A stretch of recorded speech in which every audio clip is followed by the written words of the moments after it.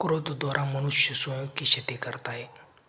सार्वभौम चक्रवर्ती सम्राट होते हुए भी महाराजा अम्बरीश भौतिक सुखों को परे थे और सतोगुण के प्रतीक माने जाते थे। एक दिन वे एकादशी व्रत का पारण करने को थे कि महर्षि दुर्वासा अपने शिष्यों के सहित वहां पहुंच गए। अम्बरीश ने उनसे शिष्यों सहित भोजन ग्रहण करने का निमंत्रण दिया, जिसे दुर्वासा ने स्वीकार कर कहा, ठीक है राजन, हम सभी यमुना स्नान करने जाते हैं और उसके बाद प्रसाद ग्रहण करेंगे।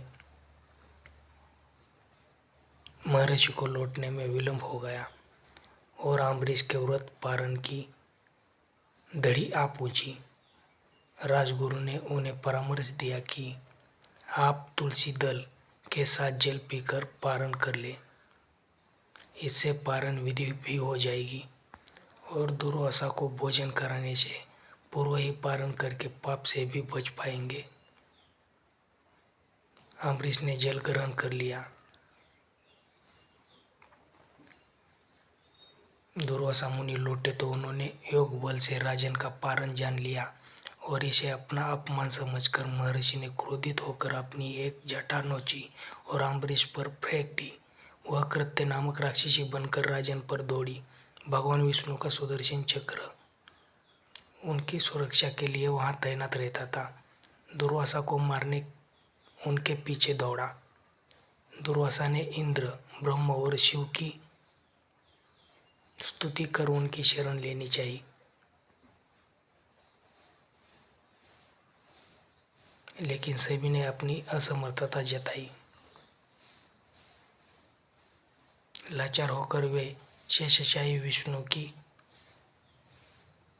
शरण गए, जिनका सुदर्शन चक्र अभी भी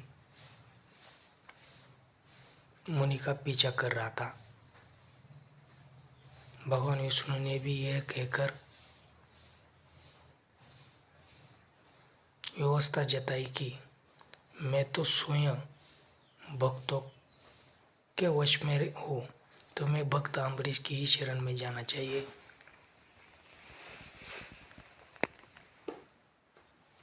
जिसे निर्दोष होते हुए भी तुमने क्रोधवश प्रताड़ित किया है। हारकर क्रोधित दुर्वासा को राजा अम्बरीश की शरण में जाना पड़ा।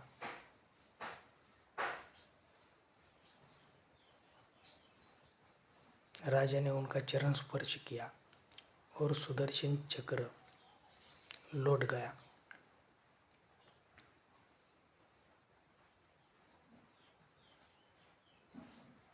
तात्पर्य यही है कि क्रोध ऐसा तमोगुण है जिसका धारण करता दूसरों के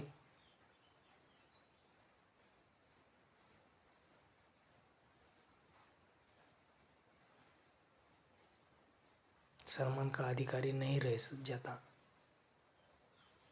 यहाँ तक कि भगवान भी उसे अपनी शरण नहीं देते।